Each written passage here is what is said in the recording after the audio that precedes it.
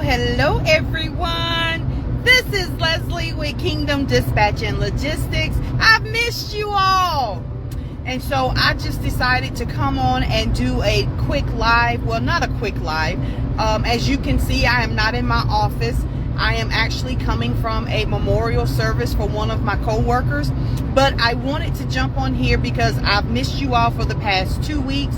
And I wanted to get back into the groove of things and get back to helping and answering the questions that are flooding my inboxes about business as well as dispatching. So today I do have 2 questions. One of the questions that was asked to me, that has been asked to me by several people is, if my authority is new, what benefits would I get if I drove under someone else's authority? If my authority is new, then what benefits would I get by driving under someone else's authority? Well, a lot comes with that.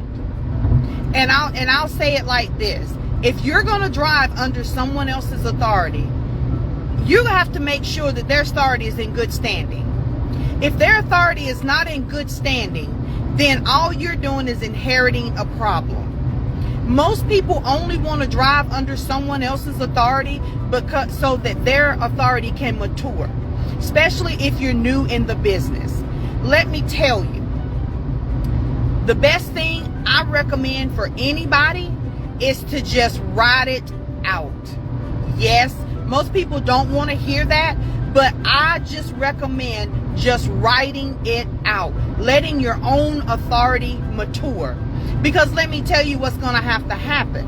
In order for your authority to mature, you're going to have to still pay the insurance. That's right. You're going to have to still pay the commercial insurance, and you're going to have to turn around and you're going to have to be paying somebody else, because you're not going to drive under their authority for free. So those are extra bills that you're incurring, and all you have to do is be patient and wait. You will get a load. You will have someone that will work with you. So I highly recommend, use your own authority, let it age, let it mature, and then that way you don't have the hassle of having to wonder what somebody else is doing or paying someone else to use their authority. That's just Dispatching 101 from Leslie. The next question that has been asked to me is, how do you balance working a full-time job and trying to dispatch? Well, the answer to that question is very carefully. Nah, I'm just playing.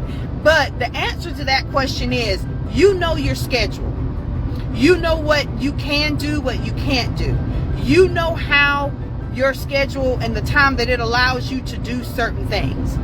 If you have the ability to be able to work a full-time job and dispatch, then you have to use time management and manage your time wisely.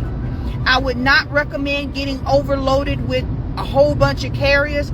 I honestly would recommend, if you're going to attempt to do it and start with one. Start with one carrier and then see how everything goes. That way you are not overloading yourself, but also at the same time you're not shortchanging your carrier, because that carrier is going to be dependent on you to keep them moving. So if you have a full-time job that you work 40 or 40 plus hours a week, honestly, when will you have time to dispatch? When will you have time to render good customer service to that driver? When will you have time to search for loads? So you know your schedule better than anybody else. And in this business, the best thing that I can tell you is, know what you can do and know what you can't do. I still work a full-time job and I dispatch. Yes, I do. And that's why I can talk about it. That's why I can tell you that you will have to use your time wisely. You will have to be able to multitask. You will have to be able to keep up with your drivers. You will have to be able to manage time between your full-time job, your family, your personal time and your driver. So think about it. Make sure that it's something that you can do, because you have to realize the drivers are looking to you to keep them moving. The drivers are looking to you to help them take care of their families and pay their bills. So we want to make sure that we give them the best quality service that we can. And if you're just starting in the business, you don't want to get a bad reputation before you ever get truly started.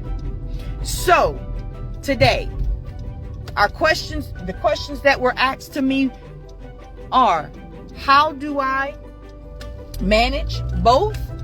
But also at the same token, how do driving under someone else's authority? Let me tell you, if you can do it, get your own. Because that way you already know what's under your authority. You already know what's on the record. You already know. And that way you're not having to pay out extra money to someone else, because it's going to cost you to use someone else's authority. They're not going to do it out of the goodness of their heart. That's just facts. It's a money game for them. But also at the same token, if they're not going to be transparent with you and let you know what is filed against them, how many loads they've missed, how many loads that they've canceled, how many loads that they've damaged, how many tickets they have, all of this stuff. Because you have to remember, your MC number is just like your social security number. When the broker pulls it up, it tells everything about you from the day you got it, if it's active, inactive, when it started, if you stopped it. Those are the things that you have to be mindful of. So if that's a route that you're looking to take, and if that's the route you want to go, just make sure it's somebody you know and somebody you can trust. Make sure that it's somebody that is going to do right by you and not just going to be there to take your money. And also too, the same is with working a full-time job and dispatching. Can you do it? Yes, it can be done. But you've got to be diligent.